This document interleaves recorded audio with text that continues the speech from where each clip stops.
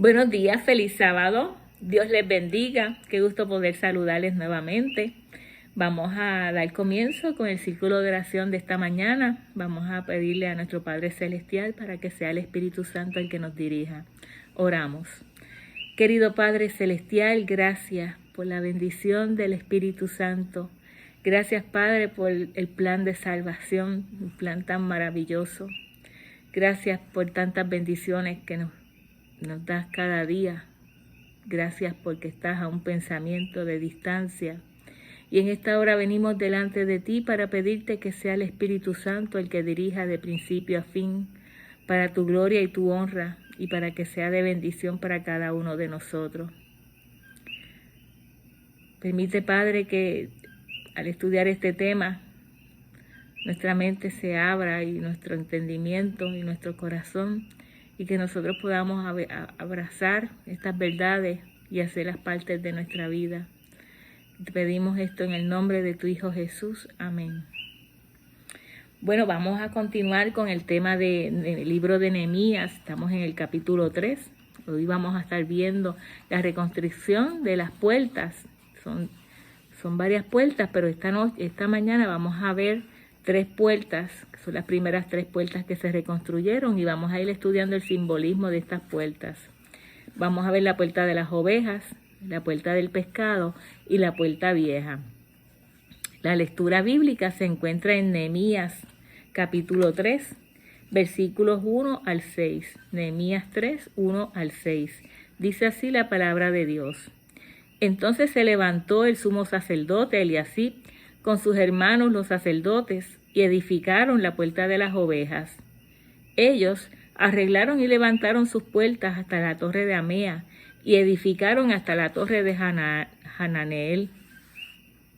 Junto a ella edificaron los varones de Jericó, y luego edificó Zacur, hijo de Inri. Los hijos de Sena edificaron la puerta del pescado. Ellos la enmaderaron y levantaron sus puertas con sus cerraduras y cerrojos. Junto a ellos restauró Meremot, hijo de Urías, hijo de Cos, y al lado de ellos restauró Mesulam, hijo de Berequías, hijo de Mesusabel. Junto a ellos restauró Sadoc, hijo de Baana. E inmediato a ellos restauraron los tecoitas, pero sus grandes no se prestaron para ayudar a la obra de su señor. La puerta vieja fue restaurada por Joiada, hijo de Pasea, y Mesulam, hijo de Besodias. Ellos la enmaderaron y levantaron sus puertas con sus cerraduras y cerrojos. Dios bendiga su santa palabra. Aquí hemos visto que esas son las primeras 3 puertas que se comienzan a reconstruir. Y vamos a entrar en detalles en cada una de estas puertas para explicar lo que simboliza cada una de estas puertas. La Biblia dice que esa primera puerta que se repara es la puerta de las ovejas. Y esta puerta era una de las principales entradas a la ciudad de Jerusalén. Se llamaba así porque estaba cuando se iba a sacrificar un corderito, por esta puerta era por donde pasaban las ovejas. Todas estas ovejas que iban a ser sacrificadas en el templo entraban por esa puerta hasta llegar al atrio del templo. El simbolismo era que esto recordaba el sacrificio que Cristo Jesús iba a hacer. Es la primera puerta que se reconstruye y es reconstruida por los sacerdotes. La puerta representaba el sacrificio de Jesús, ese corderito donde lo sacrificaban y moría por el pecado, y así mismo iba a pasar con Jesús. Él iba a ser crucificado, iba a morir por el pecado de las personas que habían cometido un error. En otras palabras, cada vez que una persona pasaba por esa puerta y traía un corderito en su mente, también estaba el simbolismo de lo que Cristo Jesús iba a hacer en la cruz en algún momento. Isaías 53:7 nos dice: angustiado fue él y afligido, no abrió su boca, como cordero fue llevado al matadero, y como oveja delante de sus trasquiladores, enmudeció y no abrió su boca. Ahí Isaías nos habla de Jesús, de la misión que él tenía cuando vino a esta tierra, que era salvarnos y morir como morían estos corderos. Eran un tipo de lo que haría Jesús en el futuro. En Juan 5:2 nos dice, en Juan 5, nosotros vamos a ver esta historia del paralítico, que estaba cerca de esta puerta de las ovejas, donde había un estanque, y un día Jesús pasó por allí, y allí estaba ese paralítico. Ellos tenían una leyenda o un pensamiento, ¿cómo se llama?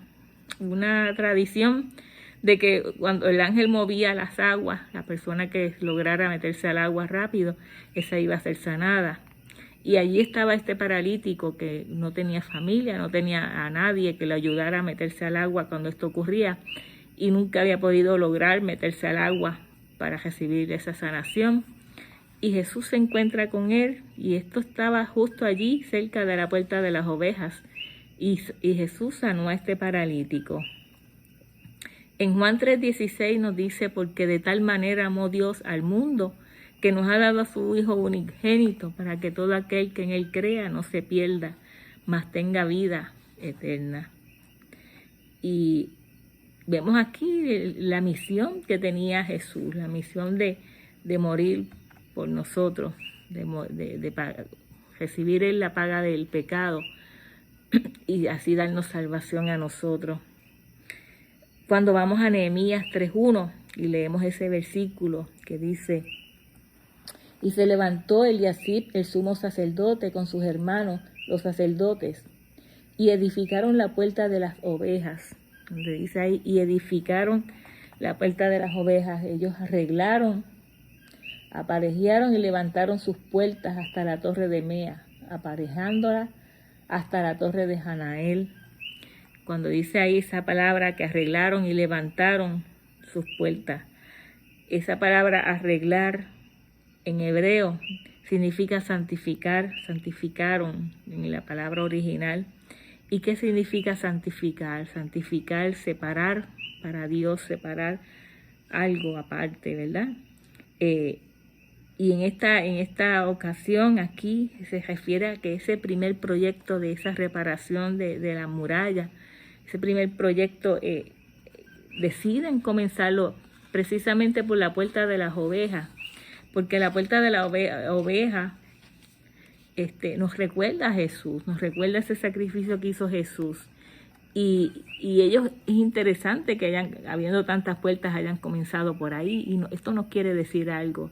Esto nos está diciendo que en nuestra vida nosotros tenemos que poner en primer lugar a Jesús en cada proyecto de nuestras vidas. Nosotros muchas veces queremos levantar puertas, muchas veces la puerta quizás del trabajo, la puerta de la economía, la puerta de la familia. Pero esta puerta nos está diciendo, esta lectura nos está diciendo que cada vez que nosotros emprendamos un proyecto en nuestra vida, tenemos que comenzar ese proyecto consagrándonos a Jesús, poniéndolo en sus manos, pidiéndole a Él, poniéndolo a Él en primer lugar. Y Josué 3:1 dice, entonces Josué dijo al pueblo, consagraos porque mañana el Señor hará maravillas entre vosotros. Cuando nosotros lo primero que hacemos al levantarnos es consagrar nuestra vida a Dios, el Señor hace maravillas en nuestras vidas. El Señor deja ver su mano obrando en favor de nosotros. Pero tenemos que darle su lugar a nuestro Padre. Tenemos que darle su lugar a Jesús, al Espíritu Santo. Tenemos que consagrarnos cada día. Y cuando ellos repararon esta puerta, ellos recordaron que Cristo era el primer peldaño que había que levantar para que todo lo demás funcionara. Josué 3:1 dice, consagraos porque mañana el Señor hará maravillas. Muchas veces yo he fallado porque yo he dejado de poner a Cristo en primer lugar, precisamente en esos proyectos de familia, proyectos de trabajo. Y muchas veces comenzamos a hacer los proyectos y las cosas que queremos hacer sin encomendarnos a Dios, sin pedirle a Él que nos dirija, que nos ayude. Y esta puerta nos enseña eso, nos enseña que primero tú tienes que aceptar a Jesús. Lo primero que tienes que hacer en tu vida es reconocer quién es Jesús en tu vida. reconocer que Él es tu Salvador, reconocer que Él fue quien te ha dado vida. Y el simbolismo de lo que Jesús iba a hacer ahí.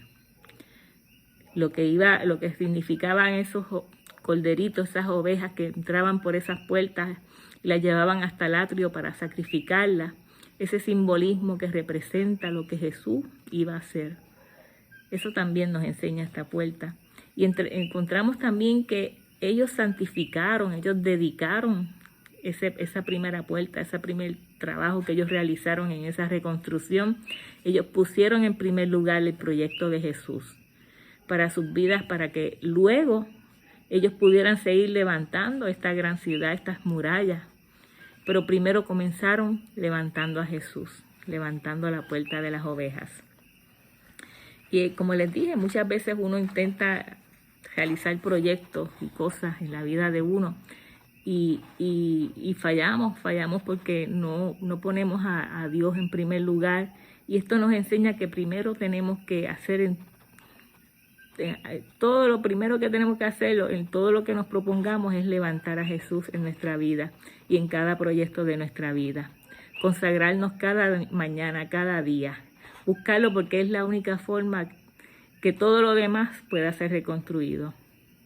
Buscarlo a Él primero y todo lo demás llega por añadidura. Ellos no empezaron por ninguna otra puerta y cada una tenía su significado. Ellos comenzaron por la puerta de las ovejas. Y específicamente porque esta era la que tenía que ver con Jesús, la que tenía que ver con la entrega de Jesús, la que tenía que ver con el plan de salvación. Por eso fue la primera puerta que ellos repararon. Y debemos preguntarnos, ¿cuál puerta yo estoy edificando primero en mi vida? Muchas veces, como le dije, edificamos muchas puertas, muchos proyectos. Pueden ser puertas de familia, de trabajo, de la economía, de la salud. Pero Dios desea que en cada proyecto que trabajemos, comencemos primero con la puerta de Jesús. Hay una cita en el Camino a Cristo, en la página 70, que yo sé que muchos de ustedes la conocen. Dice: conságrate a Dios cada mañana. Haz de tu primer trabajo, haz de esto tu primer trabajo. Sea tu oración. Tómame, oh Señor, como enteramente tuyo. Pongo todos mis planes a tus pies. Úsame hoy en tu servicio. Mora conmigo y sea toda mi obra hecha en ti. La Biblia dice que el que comenzó la buena obra la va a terminar. O sea que en otras palabras, Dios desea que cada día tú y yo lo busquemos a Él. Que cada día yo lo ponga en primer lugar. Que cada día, antes de dar el primer paso, recordarnos que Él murió por nosotros, que yo soy especial para Él y que tú eres lo más hermoso porque Él murió también por ti. Así que encontramos en esta primera puerta esta historia maravillosa donde nos habla de buscar a Dios y de ponerlo en primer lugar cada mañana. Vamos a ver qué nos dice la segunda puerta. Leímos en la lectura bíblica que en Nehemías 3:3 que los hijos de Sená edificaron la puerta del pescado. Esta es la segunda puerta que se edifica. Y esta puerta recibió su nombre ya que cerca de allí, de esa puerta, los pescadores del mar de Galilea y los del mar Mediterráneo traían sus pescados a la ciudad y cerca de esta puerta ellos vendían estos pescados. La tipología apunta a las ganancias de almas. Los eruditos concuerdan en este simbolismo sobre la ganancia de almas. Cuando vamos a la Biblia, Dios había hecho al pueblo de Israel con el fin de ganar almas. Y esas ganancias de almas eran de una forma centrípeta. Qué palabra más rara, ¿verdad? ¿Qué significa centrípeta? Esta palabra significa que todas las cosas van hacia el medio. Por ejemplo, tú tienes un círculo y todo se dirige al centro de ese círculo. Tú puedes tener dos flechas que apunten y que se crucen entre sí, que vayan así de frente y vemos que esas dos flechas van, vea, hacia el medio. Pues ese es el proyecto que había de ganar almas pero era no sé cómo decirlo, en ese proceso que era atrayéndolos hacia el pueblo de Israel. El fin era de que todas las personas que miraran este pueblo y vieran las maravillas que Dios había hecho con este pueblo, dijeran, wow, pero qué bien les va, que muchas cosas Dios ha hecho con ellos. Yo también quiero ser parte de ellos, yo quiero ser como ellos, yo quiero tener ese mismo Dios, yo quiero formar parte de este pueblo. Y esa era la intención de Dios, atraer al mundo. No los creó porque ellos fueran especiales, sino los creó con el fin de que otros también pudieran ser parte del pueblo de Dios.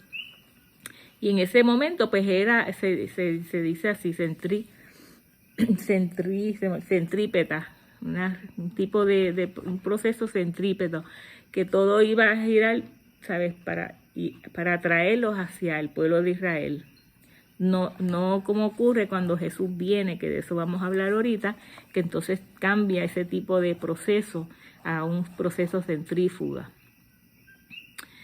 En Éxodo 12:48 y en Génesis 34:22, nosotros vamos a ver cómo era esa relación.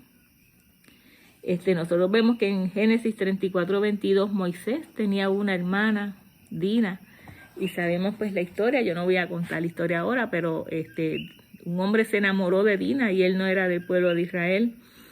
Y los hermanos de Dina le dijeron que la única forma con la que él podía pertenecer y ser parte de ellos era que él se circuncidara. Y ahí vemos cómo Dios establece que sí, había provisión para que ellos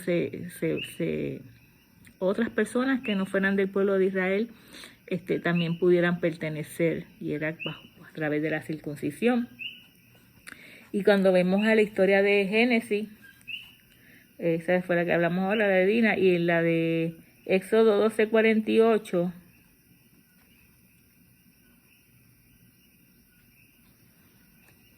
déjame buscarla por aquí porque no la anoté, pero la tengo aquí, tengo la Biblia aquí al lado. Éxodo 12:48.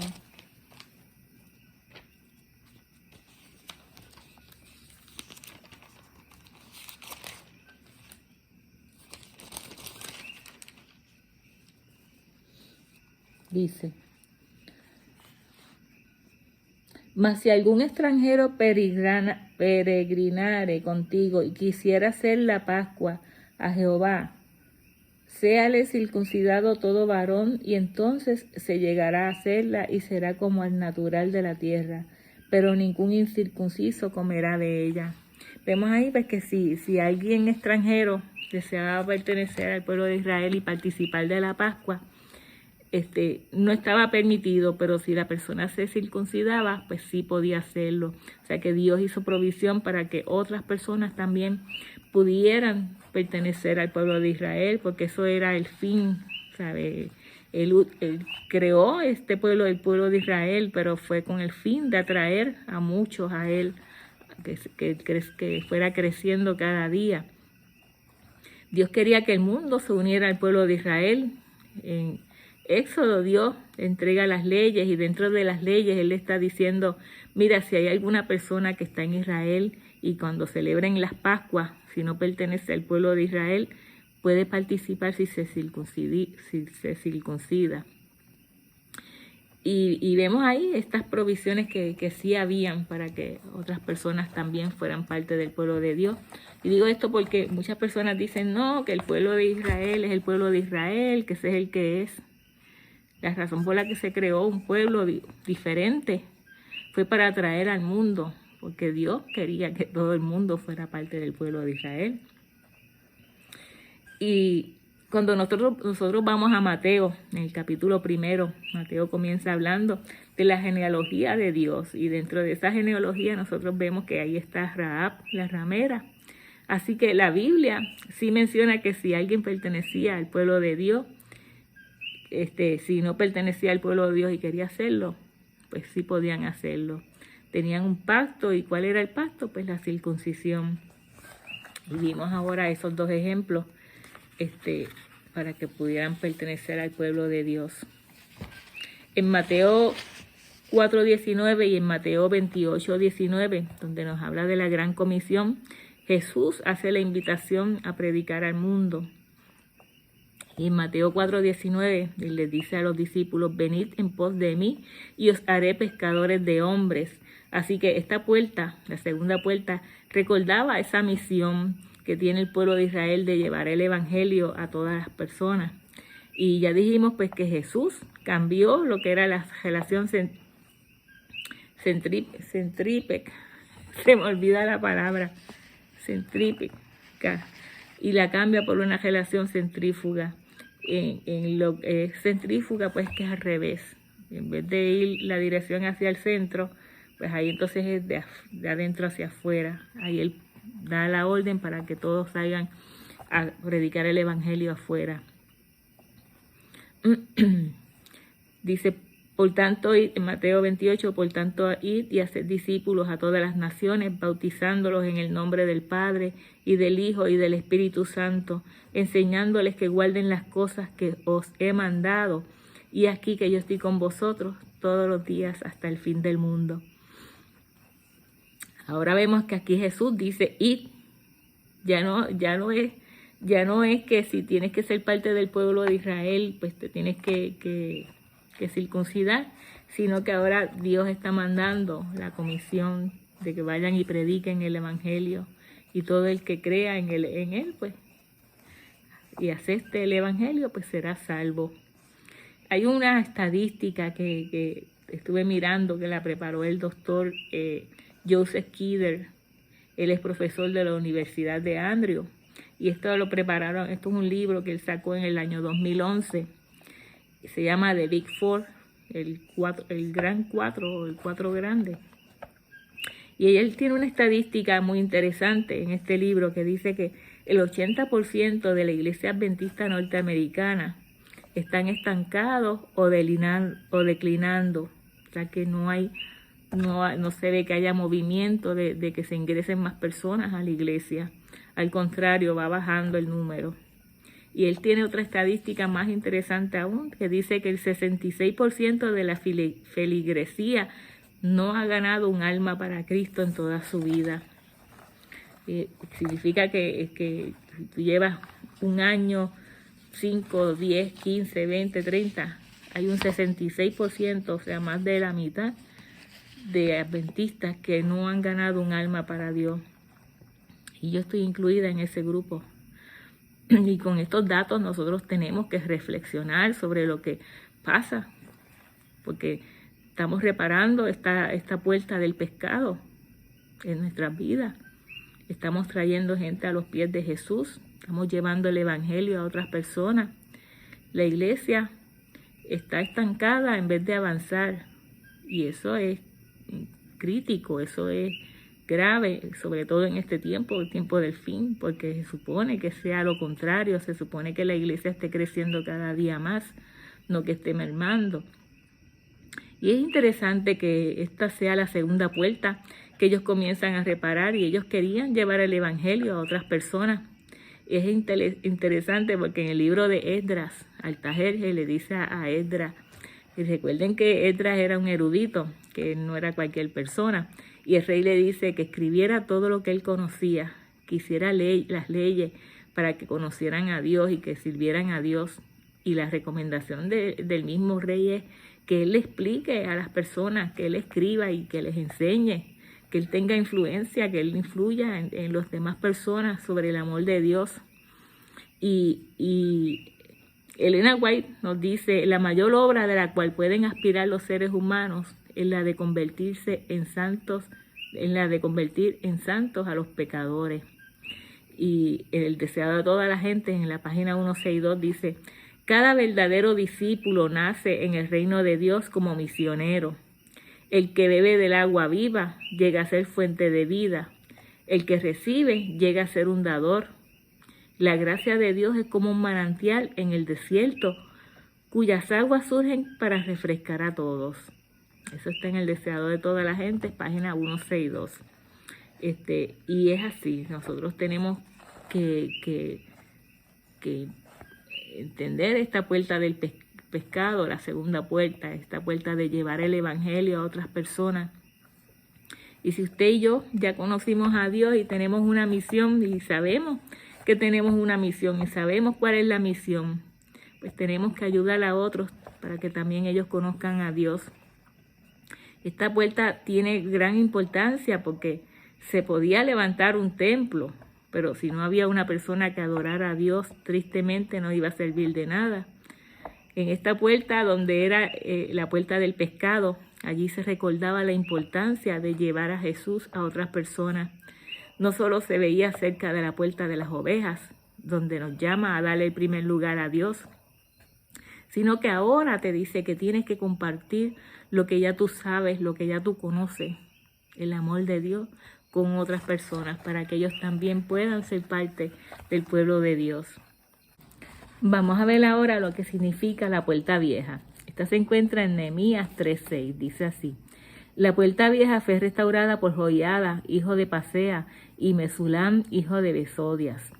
La puerta vieja, esta puerta fue, según la historia, la más antigua en todo el circuito de la muralla. Se le llamaba también Mishne y significa segundo distrito o barrio nuevo. Esta puerta antigua conducía a un vecindario nuevo. Los eruditos le dan dos significados a esta puerta y lo vamos a ver el primero en Jeremías 6:16. Dice así: así dijo Jehová, paraos en los caminos y mirad y preguntad por las sendas antiguas, cuál sea el buen camino, y andad por él y hallaréis descanso para vuestra alma. Mas dijeron, no andaremos.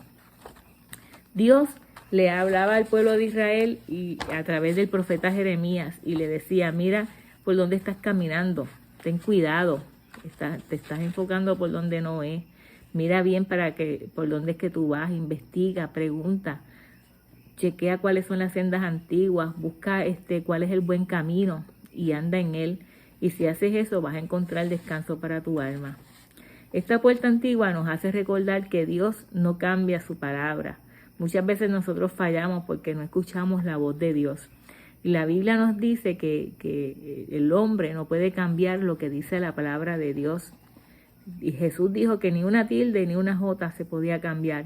Y Salomón nos dice la importancia de no traspasar lo antiguo. En Proverbios 22:28 dice: no traspases los linderos antiguos que pusieron tus padres. Vemos aquí la importancia de no traspasar los linderos antiguos. Muchas veces nosotros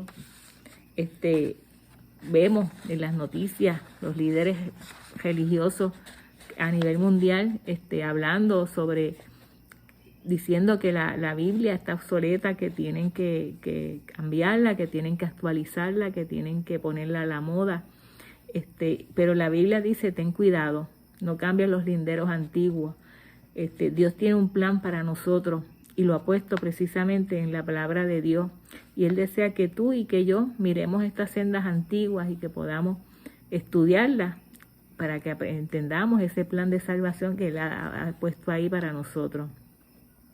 El segundo simbolismo que tiene esta puerta es en el aspecto espiritual y lo vemos en 2 de Corintios capítulo 5 versículo 17. Dice así: de modo que si alguno está en Cristo, nueva criatura es. Las cosas viejas pasaron y aquí todas son hechas nuevas. Si yo estoy en Cristo, nueva criatura soy. Muchas veces nosotros arrastramos los pecados que cometemos y los traemos nuevamente a nuestra vida nueva, a nuestra vida actual, cuando ya Dios perdonó esos pecados. Y cuando Dios perdona, Dios echa esos pecados en el fondo del mar.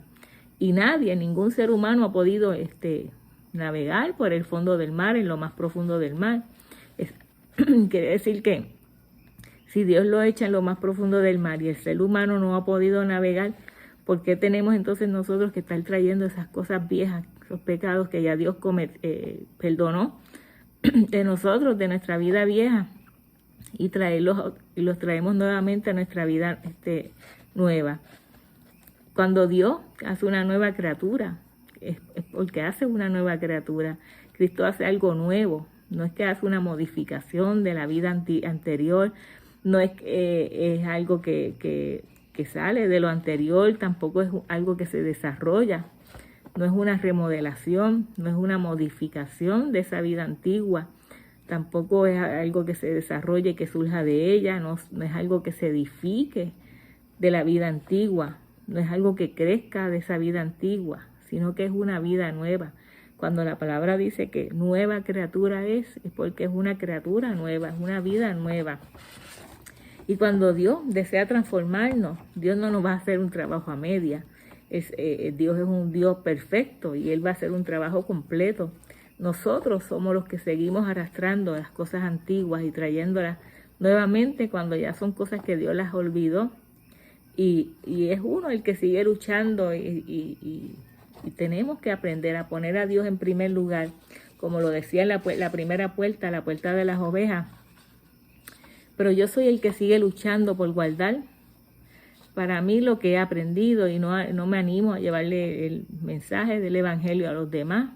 Yo soy el que sigue estancado porque no quiero dejar atrás esa puerta vieja que me muestra un nuevo vecindario, que me da una nueva vida, pero yo me resisto y sigo arrastrando mis problemas, mis incertidumbres, mis situaciones, mi vida pasada. Sigo arrastrando esos pecados que ya Dios perdonó.